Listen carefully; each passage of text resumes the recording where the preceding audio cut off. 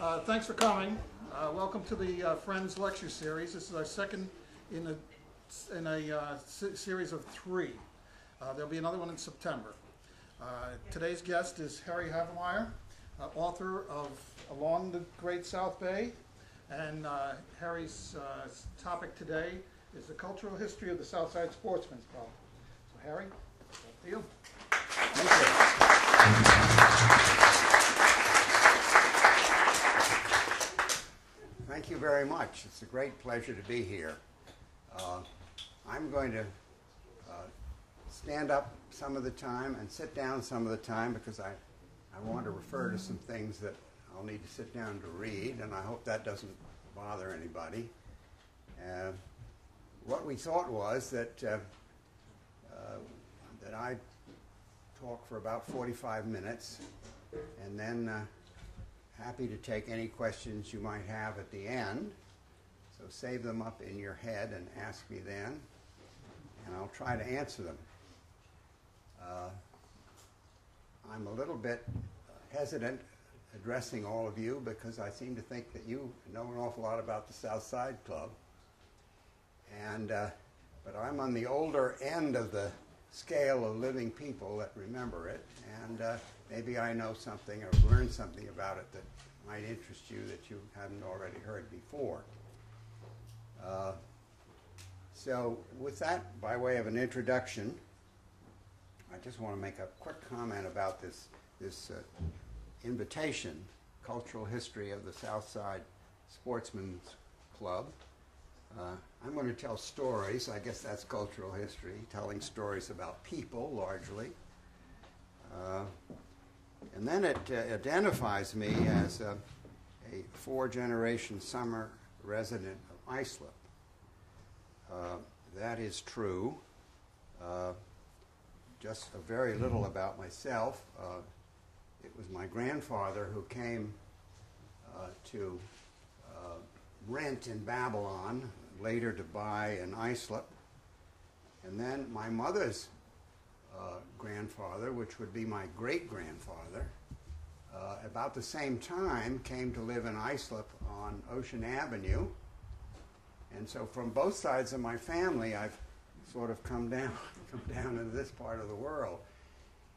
And they came, both of them in the 1880s, and that's where my mother met my father, was on Bayberry Point in Islip.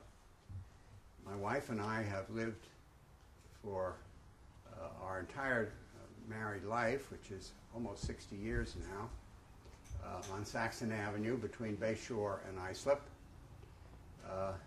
That's a wonderful place to live, but it confuses people because the postal address is Bayshore.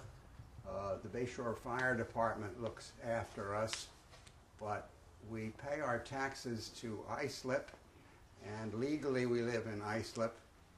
And in the old days, the telephone number was Bayshore 561. So nobody quite knows where we live, but we do live down there, and we're in for the duration, as I tell everybody, and so I hope we have a few more good years. About 15 years ago, I got interested in the early social history of this part of the world, and I say social because that means people mostly, rather than plants and birds and topography.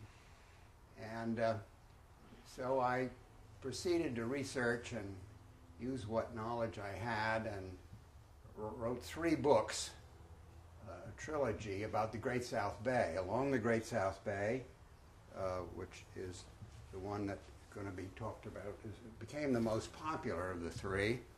That was the western part of the bay. East on the Great South Bay was the eastern part of the bay. That was from Sayville East. And then I figured I had to close the circle, so the third one is about Fire Island, the Surf Hotel, and the history of Fire Island. So that circled the Great South Bay. So I'm going to try to keep my remarks today within that geographic confine.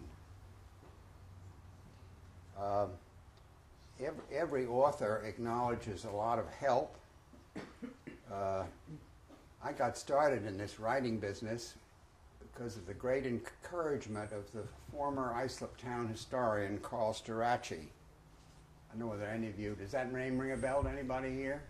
Yes. Yeah.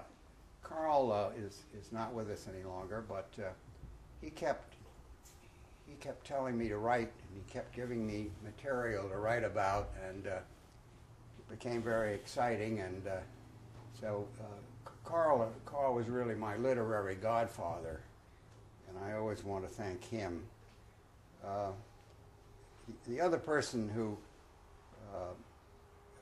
whose work I've benefited from was a woman named Betty Cuss. She was involved with the Vanderbilt Historical. In fact, she was the Vanderbilt Historical Society.